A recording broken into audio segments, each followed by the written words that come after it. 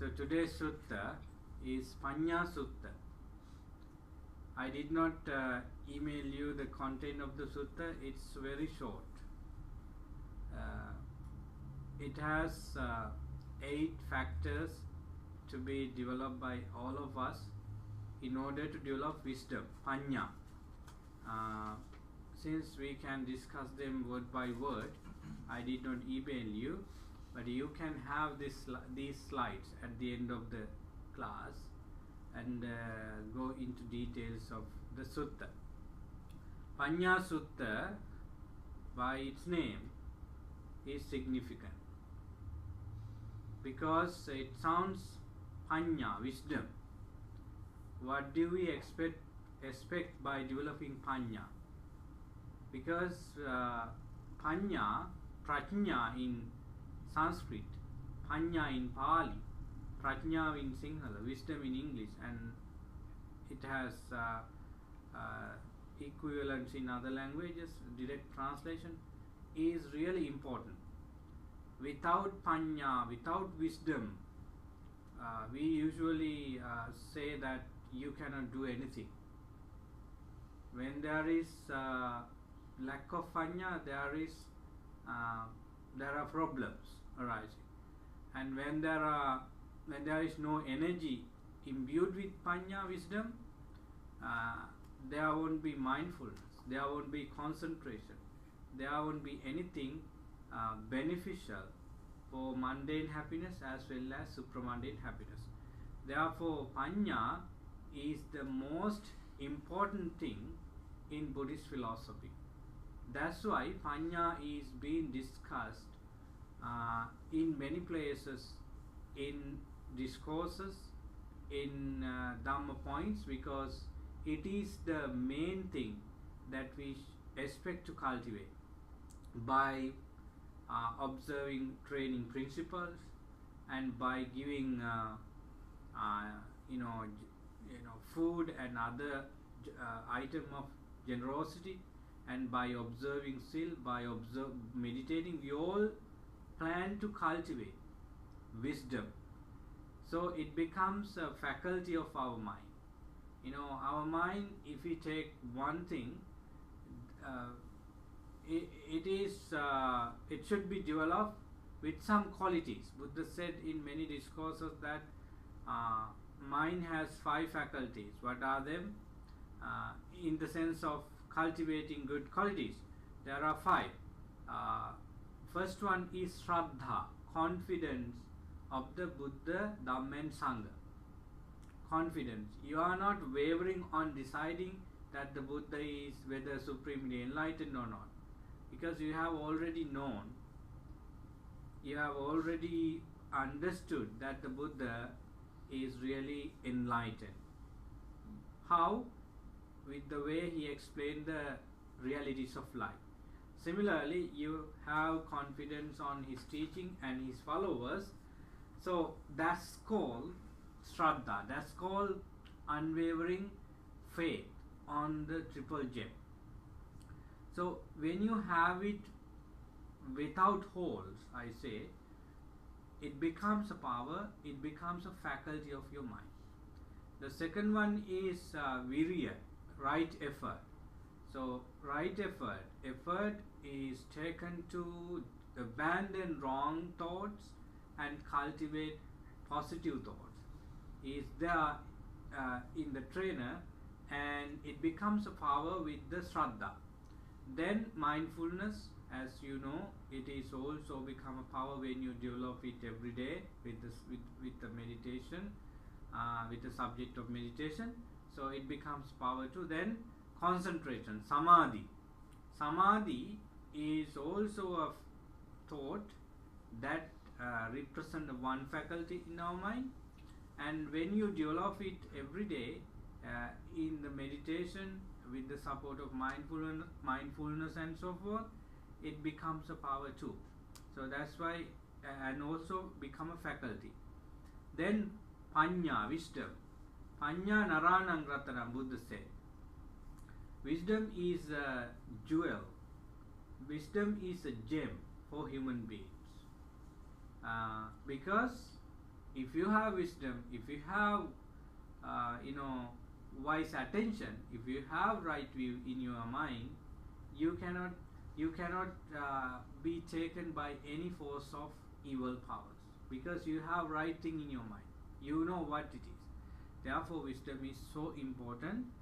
This sutta is very important in talking about wisdom, and particularly how we develop wisdom to attain nibbana. Let's see what the sutta gives us for our practice. As usual, I make this slide to show how we go in this discussion. Introduction, then we the importance of the discourse, then what is wisdom, the development of wisdom for nibbana, and the 8 causes to develop wisdom, and so forth.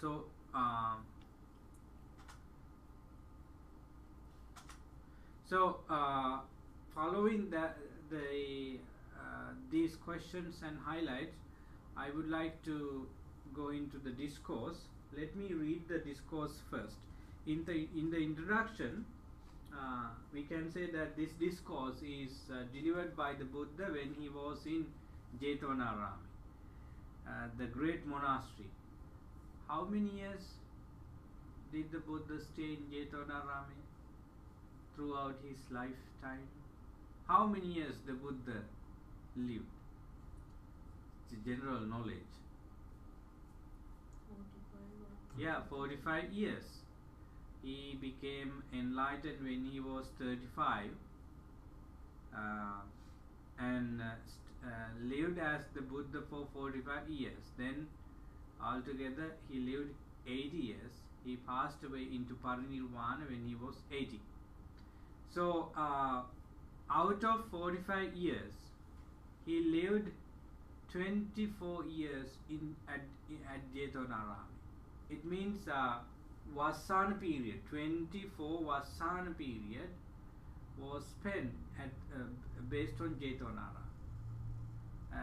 So you can think how many discourses then he delivered being in that monastery. So a lot of discourses.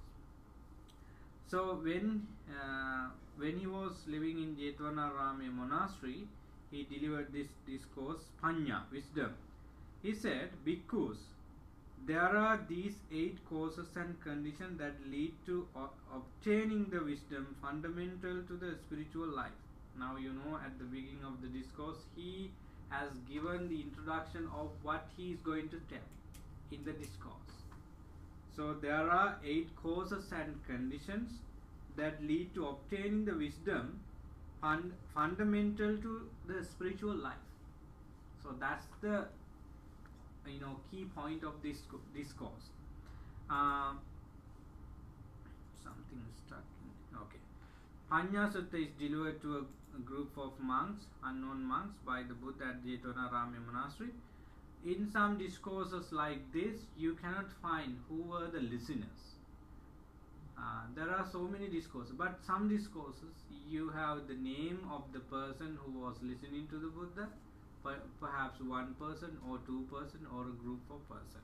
But in this discourse, you don't have names of the monks who listened to the Buddha. So before we go into 8 causes and conditions, do you like to know what wisdom is? What is wisdom? In your understanding, I would like to know what wisdom is. Right understanding. Oh, that's right, but yeah, it's another synonym for wisdom. But what is wisdom when you explain it to somebody? How do you explain it? Let's say a young child goes to a school and pass all the exam in the school, and when goes to university and he gets his bachelor's and master's, then PhDs. Does he have wisdom? Yes, knowledge. Yeah, he acquires knowledge, or she acquires knowledge, spending so much energy, time, and money, and so forth. He gets or she gets knowledge. It's all about information of various subjects. So it's not wisdom. Then what wisdom is? Knowledge with understanding. Yeah, we can say that knowledge could help to develop wisdom. So when you have knowledge, it's easy for you to develop wisdom. But again, there are people, and there were people who did not go to any college, any educational institution, but develop wisdom into highest extent. So then, what wisdom is a question. Wisdom has been explained by the Buddha in many discourses, and it has been explained by the great disciple of the Buddha. Even today, you can find many people explain wisdom from their own point of view. I have seen that many of those definitions for wisdom are correct and give some understanding about life. Let's see what the Buddha said about the wisdom and how he explained it. Wisdom is the ability to comprehend four things. You can see that wisdom is the ability to comprehend four things. What are they?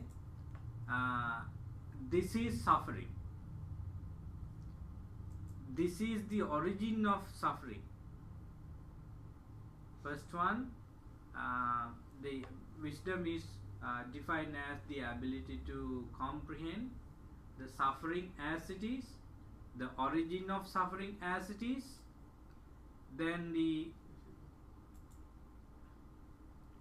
cessation of suffering, and finally the path leading to the cessation of suffering. So wisdom is therefore the ability to understand the four noble truths as they are. So wisdom is the ability to understand the Four Noble Truths in details.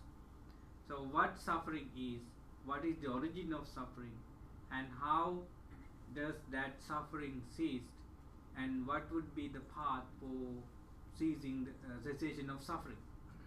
So that's wisdom. Can you tell me another definition? Usually you hear that. What is wisdom? When you say seeing things as they are is wisdom, what it means? Everything is impermanent. When everything is impermanent, can we take things as happy and peaceful?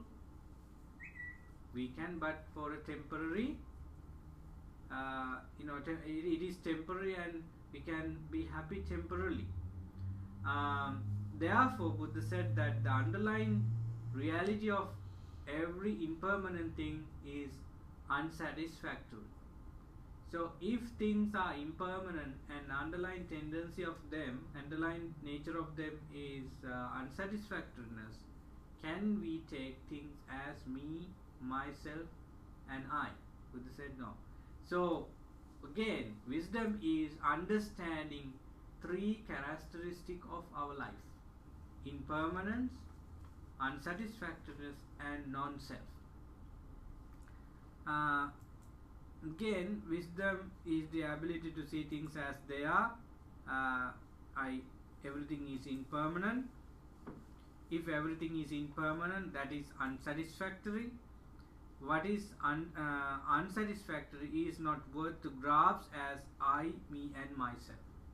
So now wisdom is the ability that you create or develop within to be aware of your nature, to be aware of what is going on in your mind and body. That's simply the wisdom. What intuition? Intuition could be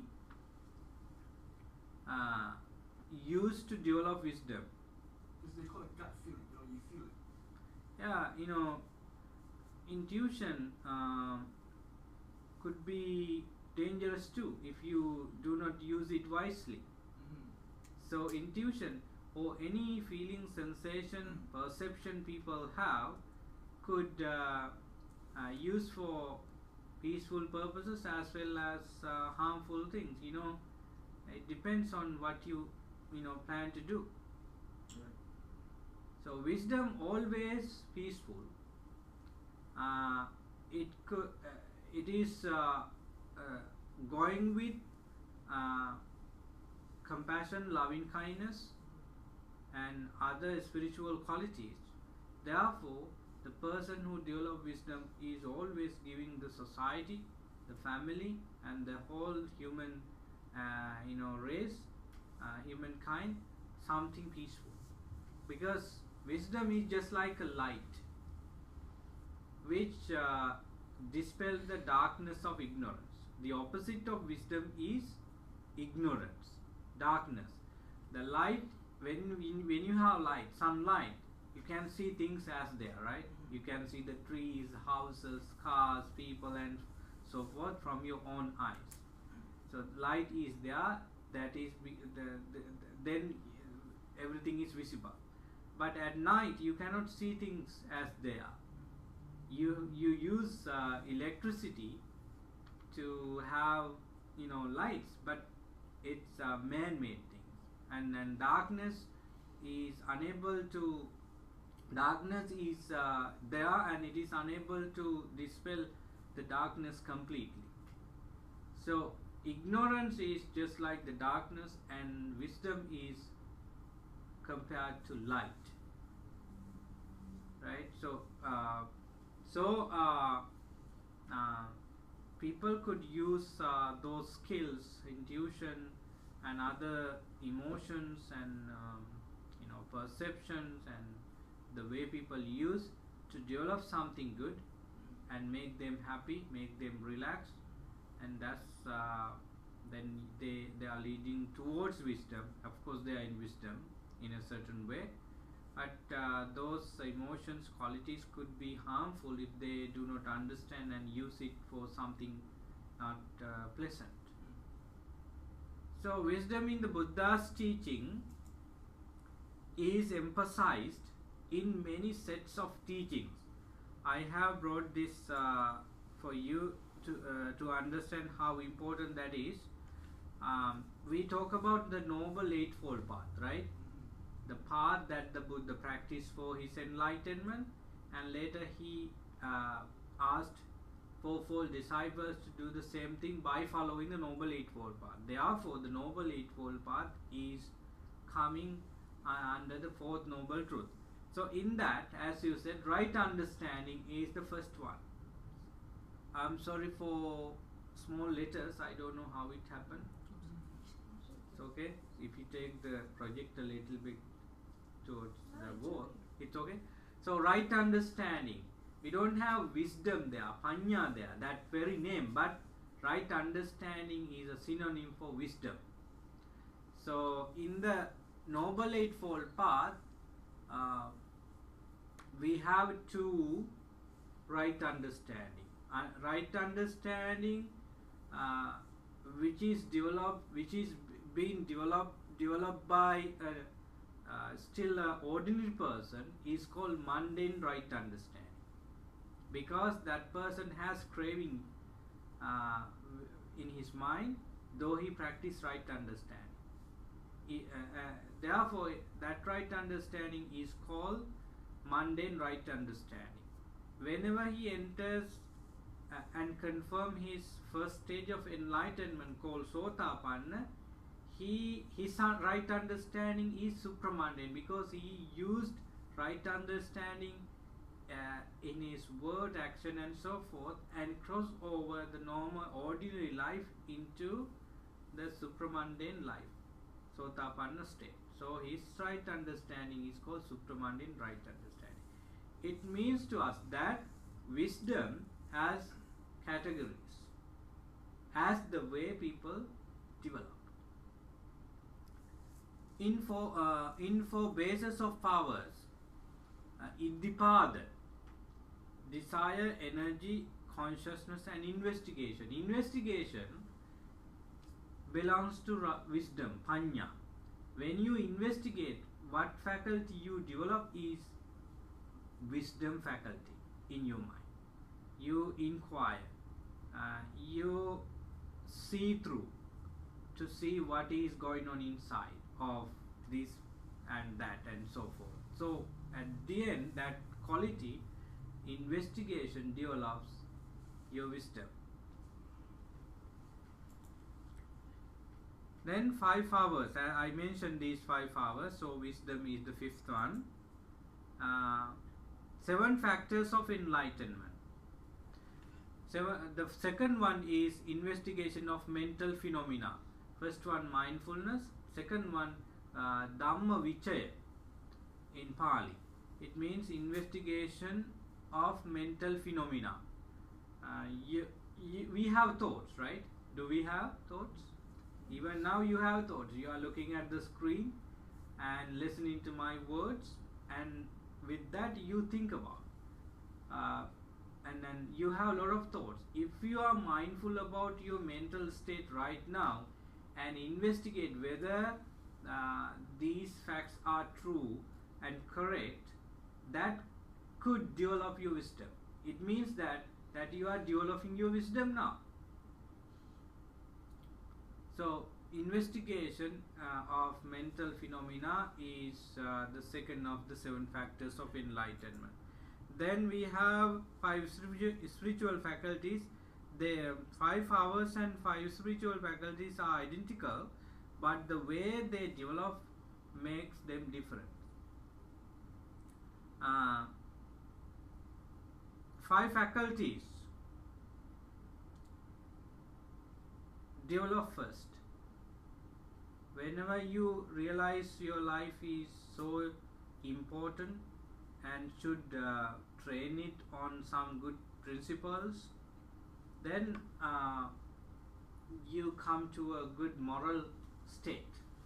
So you have Shraddha on whatever you believe, and you have enough energy for it. Then your concentration level match with your goal, and you have enough awareness of it. So you slowly get into the necessary mental faculties of it. Then you have 5 faculties. How do we make these 5 faculties powerful? You need to do these 5 faculties, or any actions to develop these 5 faculties every day. Then they become powerful mental state. So that's the difference between the 5 spiritual faculties and 5 hours. Lastly, I want to show you the 4 intrepidities.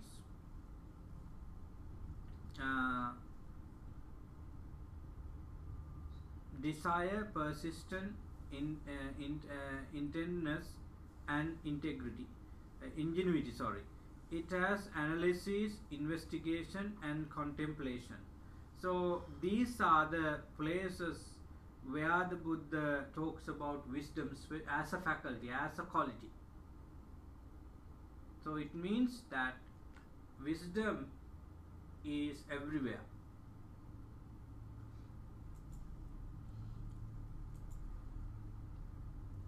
I would like to bring your attention to other conditions to cultivate Paññā, because we know what wisdom is, what Paññā is, but we want to know how to develop it, and which way we need to develop it. That's the most important thing. We all know that wisdom is important, and we have it into certain extent. How we develop it firmly to be able to experience other qualities and to gain Nibbana. So the first conditions to cultivate Paññā is association of wise people. Do we need to have Do we need wisdom to select wise people? Yes. So you should have a kind of wisdom to find out wise people. Who are the wise people? Who are the unwise people? This difference, distinguishing wise people and unwise people should be done. Otherwise, you will be in danger. Because society consists of all kind of people. I'm going to discuss you 4 types of people according to the level of wisdom in a short while. What I'm saying is that we meet a lot of people who who have many things in their life. Sometimes we cannot find whether this person is saying right thing, whether this person's interpretation is good for mental peace and so forth. We find some them as wise people or unwise people. Sometime later, then we might have collected some unnecessary burdens. So association of wise people is really important. Who are the wise people from the Dhamma point of view? The Buddha. Any layperson or ordained monk or nun who speak of the importance of compassion, loving kindness, mindfulness. If you are encouraged by such words that you do not do any violation of moral principle, please take care of yourself. Your life is so beautiful. Why? It becomes more beautiful when you become so kind and compassionate. Those type of people, these people are so good, and maybe kalyana mittas, wholesome friends. So these are the people we should associate, and Buddha said to monks and nuns and even lay people to find wise people in order to go on the noble path. When you associate wise people, not only once, as a habit every day throughout your life, what you listen to is, what you hear from them is the Dhamma, what is right. So when you associate wise people, you are not encouraged to do any bad thing. They might say that this life is uncertain. Though this is uncertain, there is a happiness. That happiness is coming to us when we live righteously. So do practice generosity, observe principles, take your life good care in many ways, and so forth. They advise you, they recommend you to do this and that. So that's the Dhamma. Listening to Dhamma is not only sitting in a hall like this and pay attention to a discourse. Listening to Dhamma means you listen to your wife, your husband, your children when they speak something great, right? Anything that supports your moral principles, concentration, wisdom could be a Dhamma, right? Suppose you watch TV and a documentary is going on and it's suggesting people to help others in sharing whatever you have, because those people are poor and helpless because of the natural disaster. And in that documentary, some educated people are talking about different religious views, spiritual factors at this moment. So then you energize with it. Oh, I have this and that, I should give. And you share that with your friends, how important we should our support for these people. This is what meditation teaches us. So let's go, and that kind of things could also be Dhamma listening. But in this case, main thing is the Buddha emphasizes listening to your wholesome friends. You should have wholesome friends, wise people around, and you listen to them, and you become a wise people too for many people. and whatever you say with that state of life could be Dhamma for them. Cultivation of appreciative attention, appropriate attention, cultivation of appropriate attention, yoniso manasikara. It means that you know what and how things arise and which way and how they pass away. Everything, mental state, physical, things, and whatever things you have, you know how these things originate, how these things pass away. So that attention is called yoniso manasikara. You pay appropriate attention to each and every single thing in your mind, in your body, around you. That's called appropriate attention. It comes to you when you listen to the right Dhamma, because any teaching talk about deep mental state, realities of life, could be Dhamma or could be the teachings of the Buddha, and it helps you to have this right attention. Otherwise you might be, and we might be, in sensual pleasures and other unnecessary mental state which are harmful. The last thing is following the Dhamma. So these four go together. Following the Dhamma means you live in the Dhamma, you become the Dhamma now, because of the three factors discussed before: association of wise people, and listening to the Dhamma, cultivation of appropriate attention, and following the Dhamma. These are the four things one should practice to attain Sotapanna state. How about association of positive people? Is it the same thing as association of wise people? When you say positive people, what do you mean by that? A lot of people positive on doing something sensual, right? You Like- could like, be. like you said, people saying nice things to you and good stuff. Yeah, in that sense, they could be positive. But they may not necessarily ask you to listen to Dhamma or like follow Dhamma, but they could be positive in some other way. But then I'm not sure whether they develop Paññā. Paññā is always bound to attain Nibbana. Wisdom is always taking your attachment away from you. If something develops, if your attachment develops, by doing something, though it's not the right way, though you are positive or not.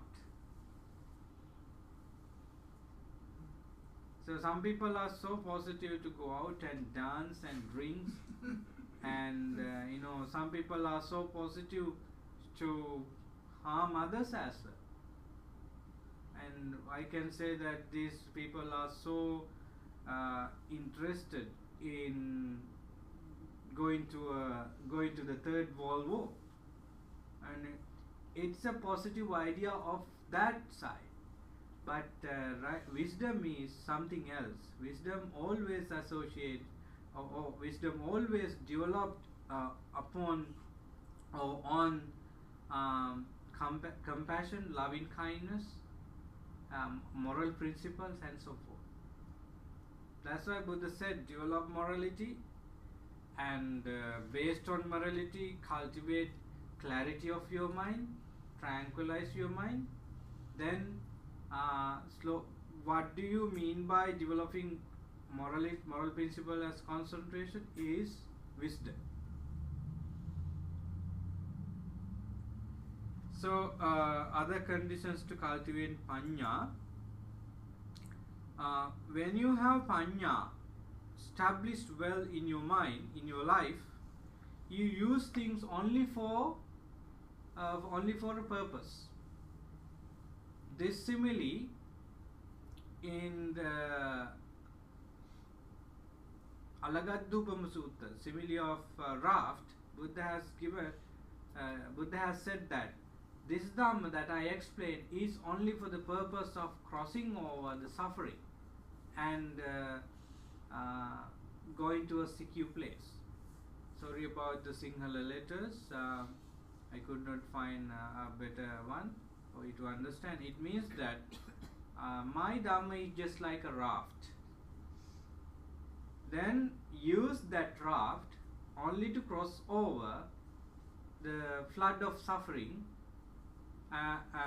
to enter into Nibbana, peaceful state. So after attaining Nibbana, those arahants, enlightened beings, do not need Dhamma as well. So it means that they keep the Dhamma in their mind, they reflect it, but they do not have attachment to the Dhamma itself.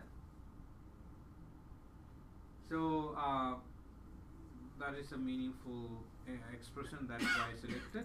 So I want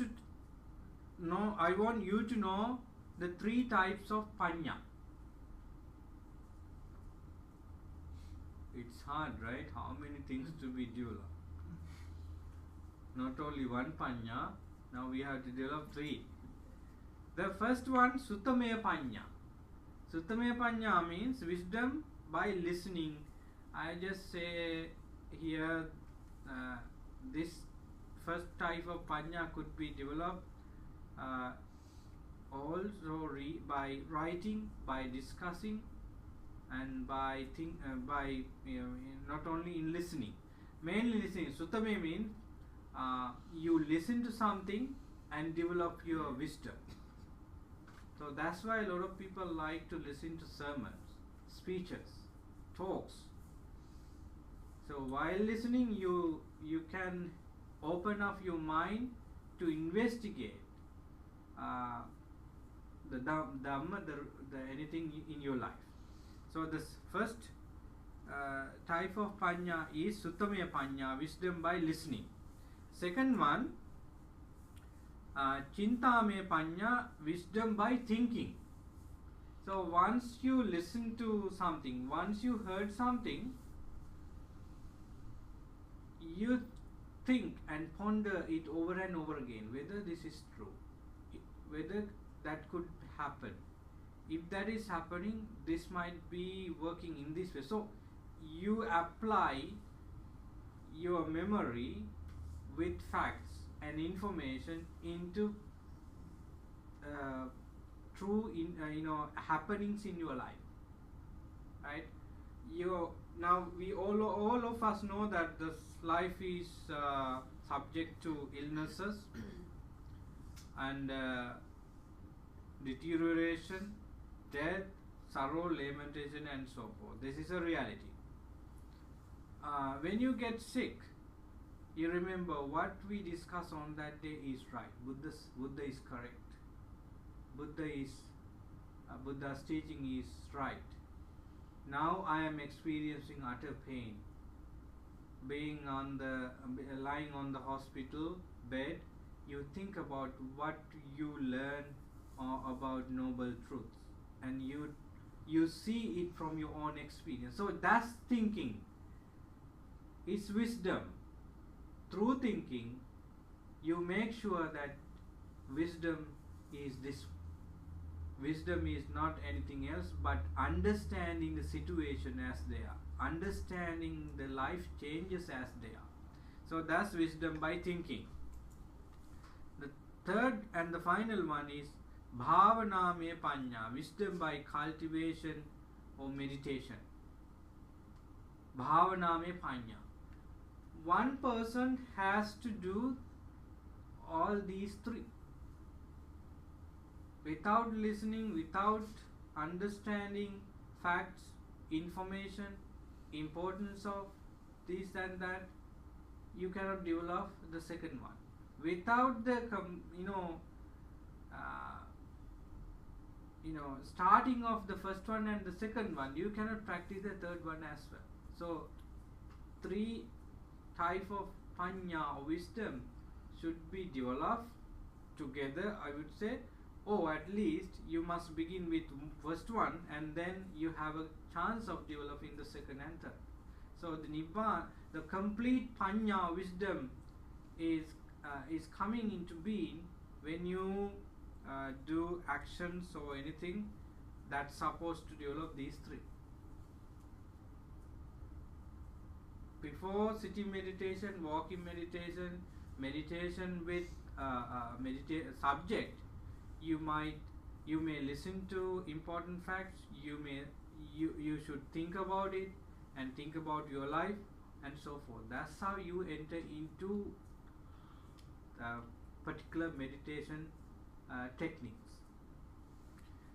So 3 types of paññā. Now we go into another important section, different type of persons due to the level of wisdom. There is a small discourse in Anguttara Nikaya called Paññā Sutta. Paññā. In that discourse, Buddha categorized all human beings into 4, depending on their wisdom, based on their wisdom. Let's see who they are. The first one, Paññā, quick learners. Paññā means the quick learners, their wisdom is so high, so deep. They are born with that skill. Sometimes children who are below 10 could explain something that couldn't be explained by over 30 or 40 people. I have heard that one child who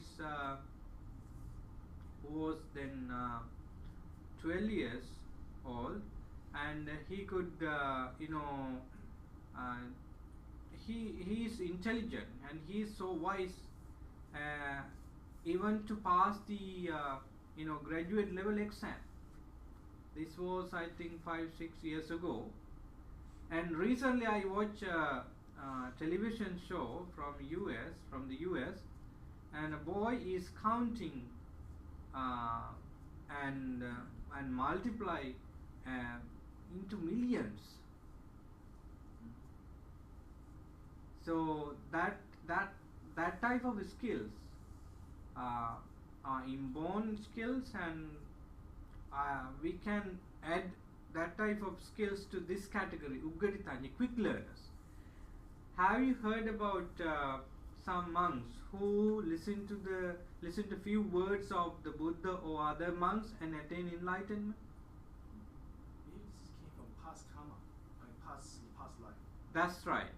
They are so wise because of something they did in the past. Maybe this particular person is 35 years old. Perhaps his past karma means anything he did when he was 20s, when he was 15, maybe in the previous lives, not only one, many lifetimes. One monk who was in that category was Daruchirya. Daruchirya was in down south of India, and the Buddha was in north. So he thought that he is an arahant. Then one of his friend in previous life was a deity after death, was born as a deity after death, and he penetrated his former friend's mind and came to him, said that you are not an arahant yet. The complete and perfect arahant is living in North India. His name is Gautama Buddha. You may go to the Gautama Buddha and find the path to arahantship. So the Daruchirya went to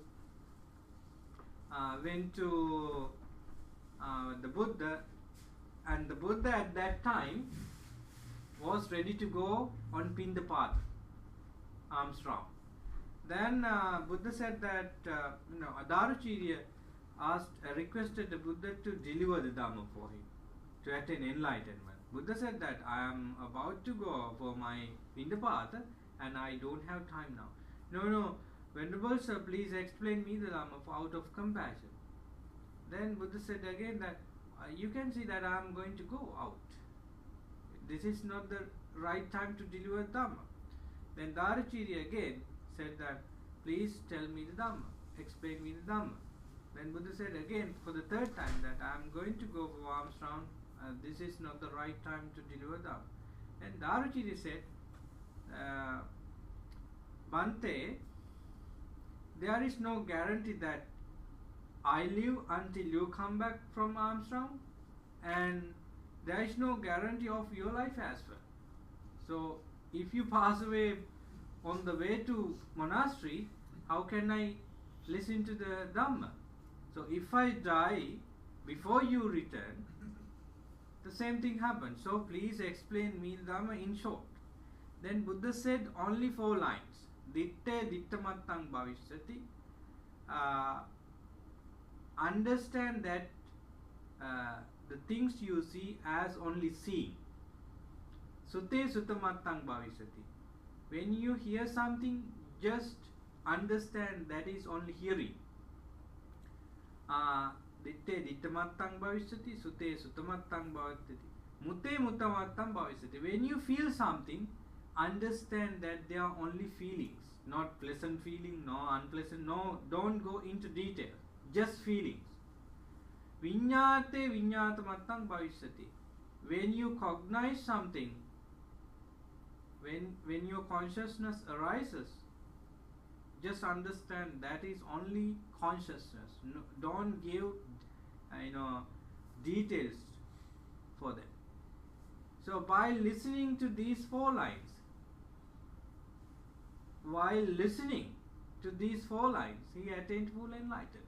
That's how quick learners. And Venerable Sariputta, listened to few words of Venerable Assaji and attained the first stage of enlightenment. And there are a number of bhikkhus and bhikkhunis, lay people who gain enlightenment just by listening. They are quick learners.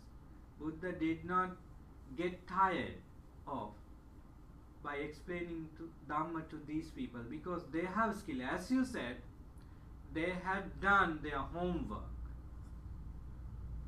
That's why Buddha could easily convince the Dhamma for them, and they did the rest of the rest of attaining enlightenment. So quick learners, we cannot create it now if you are not in that category, but make a wish that I should attain to enlightenment just by seeing something. So it's not easy though, because we have to do a lot. Everybody has to do their part to attain enlightenment in this way or another way.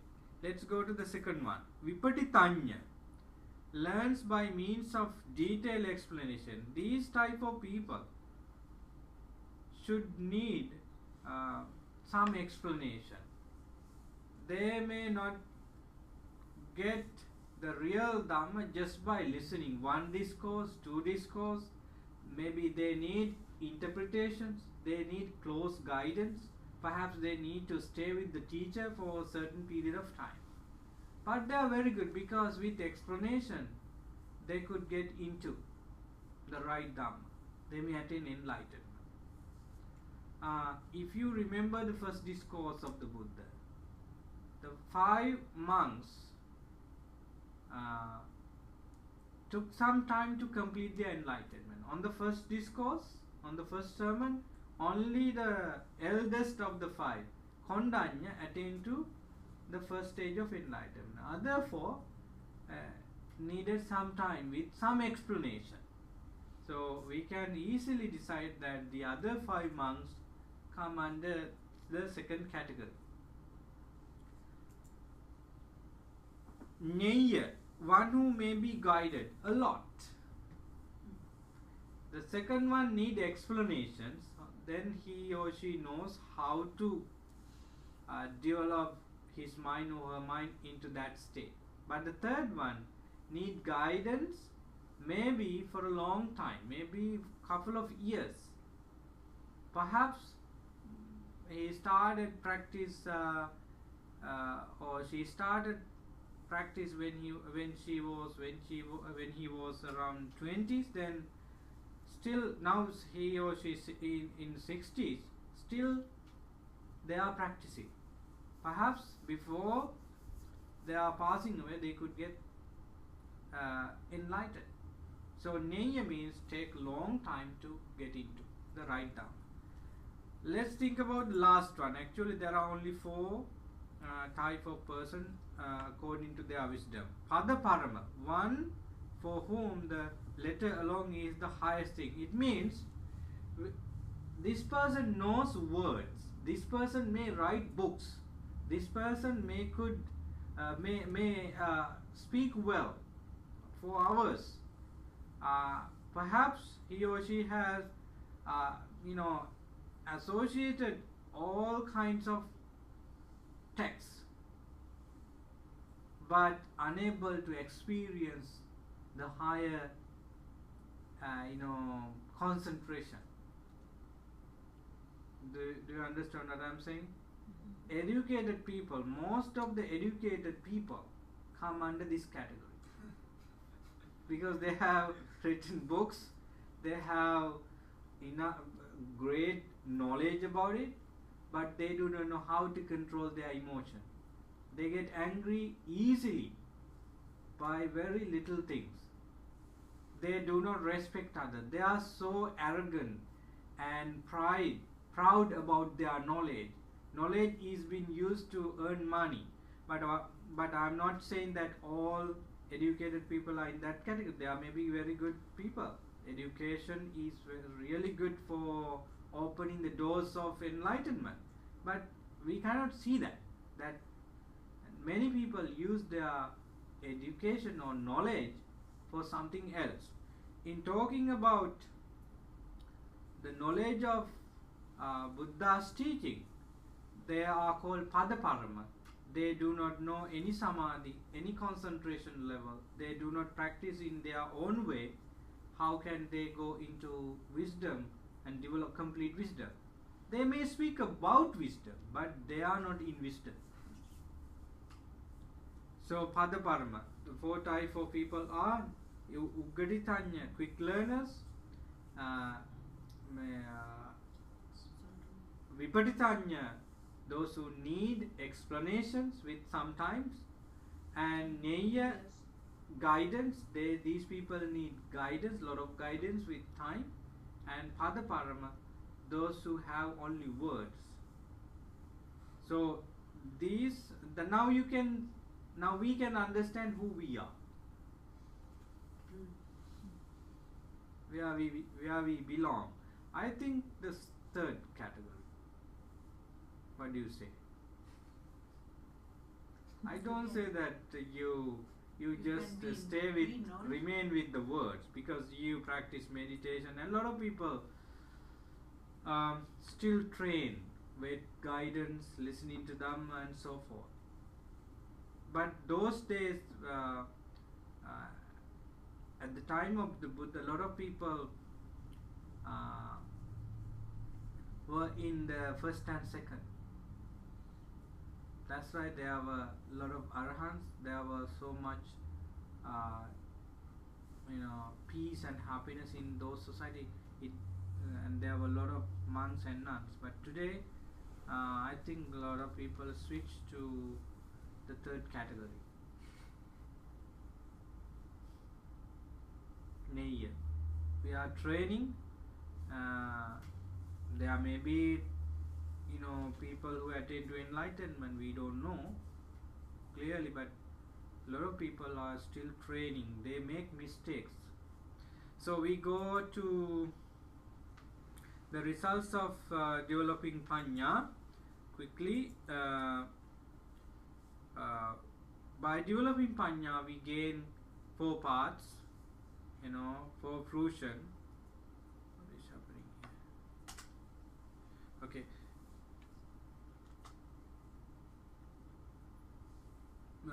So then we have other special knowledges. We can get them by developing Paññā. So basically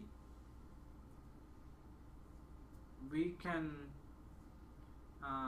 develop certain skills by focusing the faculty of Paññā. They are called 6 knowledges, magical powers: Iddhivida, divine eye, penetration of the minds of others, remembrance of former existence, divine eye, extinction of all cankers. So these are the special knowledges. So they are all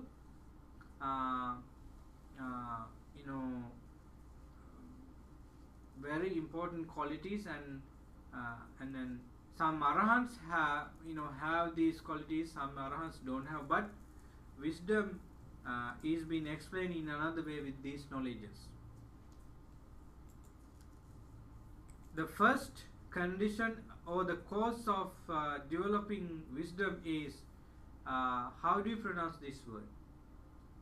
Tutelage. Yeah, tutelage. So it that is living. Okay, now it's a second.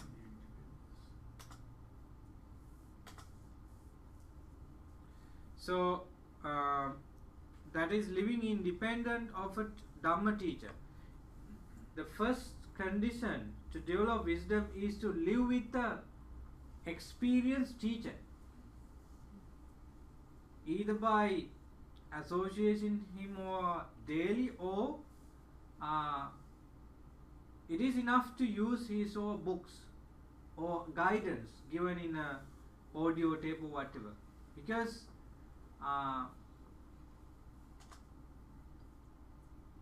the close affection of the teacher is really important for someone to develop wisdom. So wisdom is a result. I don't know what is happening. Wisdom is a result, and the path or the method to gain that wisdom is coming with so many conditions. The first one is living with the experienced Dhamma teacher. So the second one is inquiry. When you go into your teacher, you always should inquire or questions about your Dhamma, your practice, and maybe asked more questions about which way I should go next, and so forth. So how is this, Bhante? What is the meaning of this?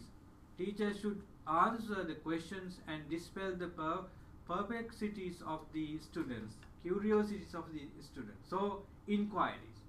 So the first one, you should have a teacher who is well versed in the Dhamma and experienced the Dhamma. Then you need to go once a while and questions about things you need to question.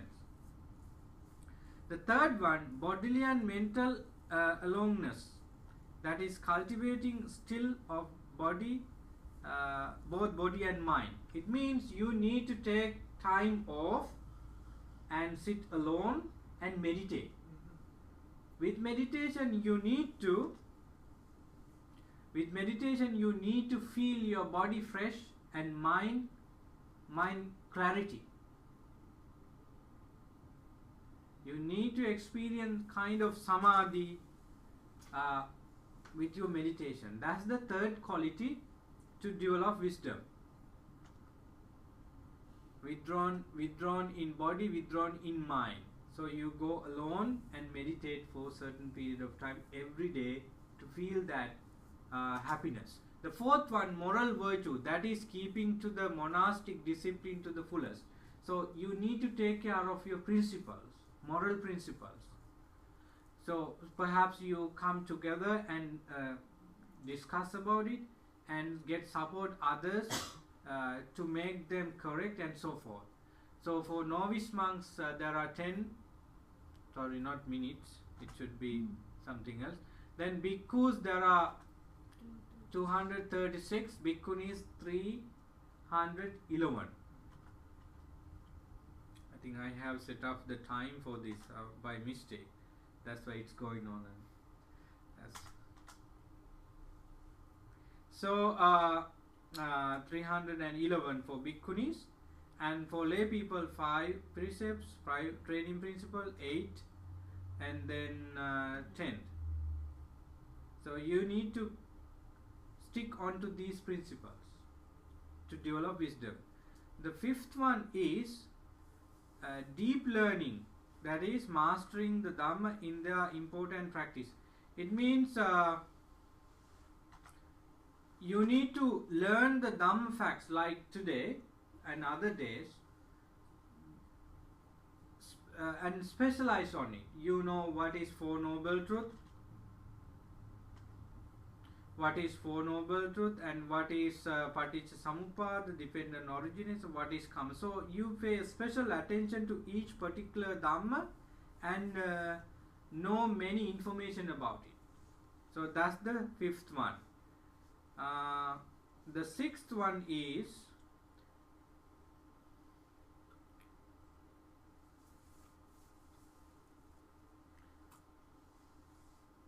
industry. It's called effort in overcoming unwholesome state and cultivation of wholesome ones.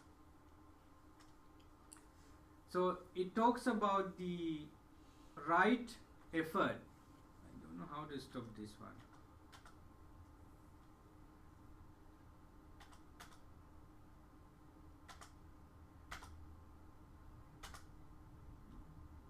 So effort to prevent unwholesome states. See, give me a second.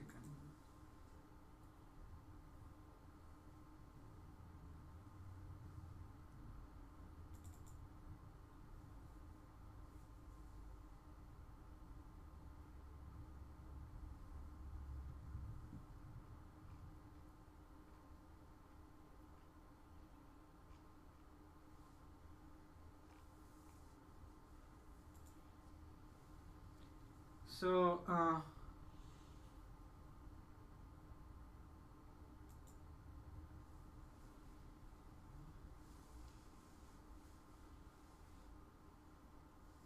going on? See. Yeah. It's there now. No. Sorry about this. So there are 4 types of effort.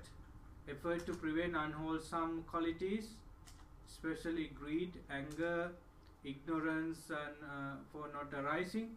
Then effort to extinguish unwholesome state. Then effort to cultivate skillful qualities, and the last one, effort to maintain skillful qualities. So you should employ your effort for 4 things. First, to abandon the unarisen unwholesome state, means you take step to prevent situation where you can develop unwholesome state.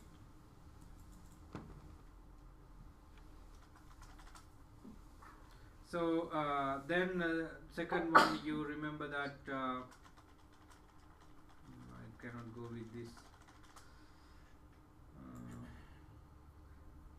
So the second one refers to extinguish unwholesome states, which means the unwholesomeness have already arisen, and you effort to destroy them. Third one, you strive so hard to develop wholesome thing, and the fourth one, you maintain it. So that's the sixth one. We go to the 7. Speaking the Dharma, that is either discussing Dharma or meditate.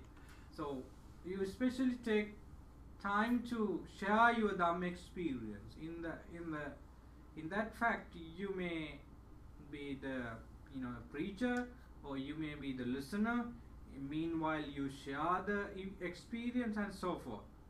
In that 7th factor, we can take the 10 type of conversation. Buddha's monks to talk about the importance of having fewness, not many. Suppose that I don't know how you apply this in daily life, because these facts specially prepared for monastic life, but it is useful for you to take them. Appiccakata.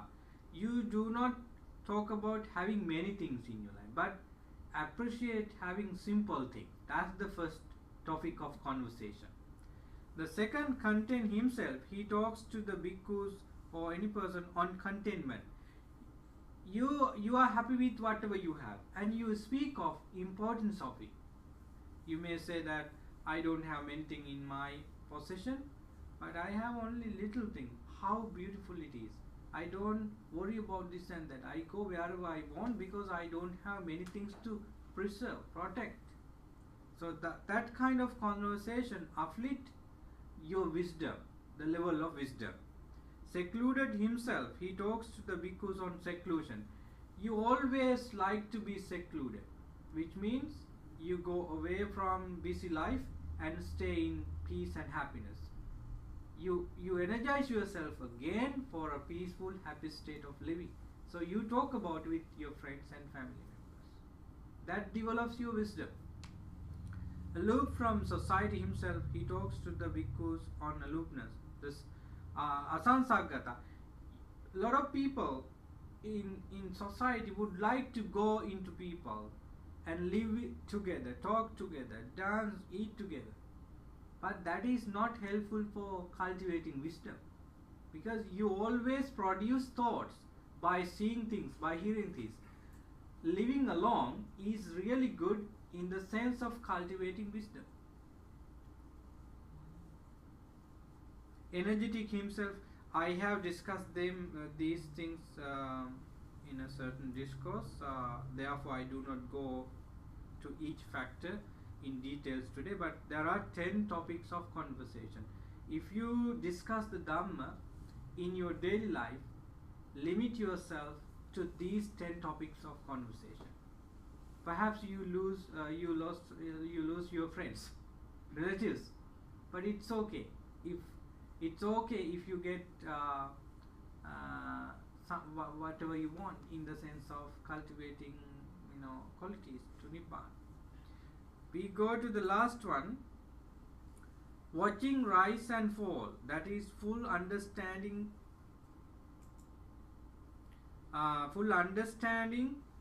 the nature of 5 aggregates and contemplating their rise and fall. So 5 aggregates are form, sensations, Vedana, it should be feelings, perception, mental formation, and consciousness. So these are the 5 aggregates. Everybody has these aggregates, right? So seeing the rising and falling of these 5 aggregates develop wisdom. That's the key of our contemplation. What are the 5 aggregates? Form, Rupa. So your body to you and your body to me become a Rupa. It's not only one Rupa, one form. It's aggregate. It's a collection of forms. Then when there is form and realized when it is realized by the receiver, there is a respective feeling, sensation, and perception. Then there are mental state and consciousness is there. If you attach to these 5, you bound with suffering. If you do not attach to these 5, you go away from the suffering cycle of suffering. It means you see their rising and falling. So what we need to do is to see things as they are. It means we understand everything arises and passes away accordingly. So these are the 8 conditions to develop wisdom. This is the final one I want to share with you. It has summarized the 8. The cultivation of wisdom is not simple, but it's not difficult too.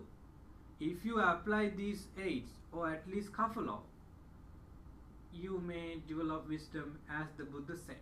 So Paññā Sutta in Anguttara Nikaya is really important because it gives the way or the methods of developing wisdom.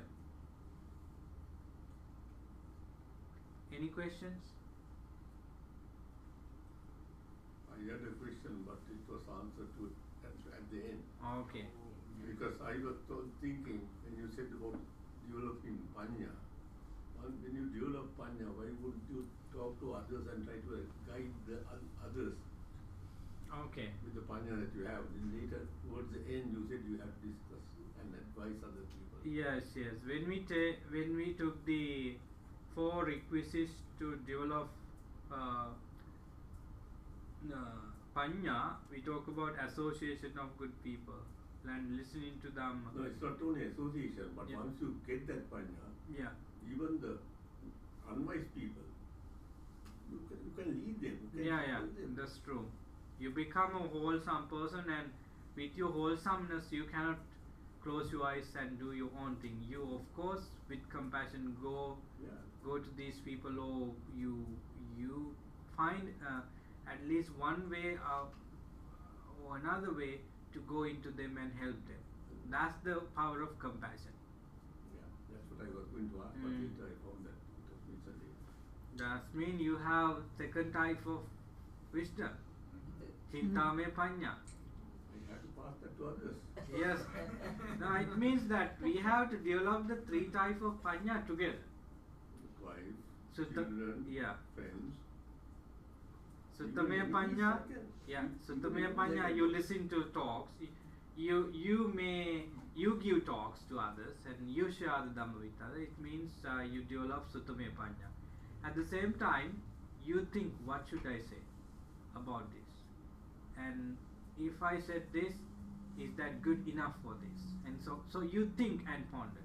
Then you take time to develop your insight.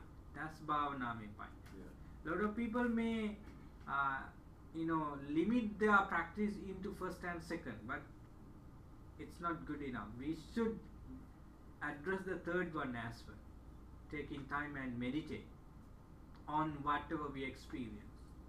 No, when you didn't mention that, I was thinking maybe it's not for us to guide others, it is for the monks to guide others. It's not our business. No, So I was only with the each one should take care of at least couple of people. Otherwise, how could you develop those skills?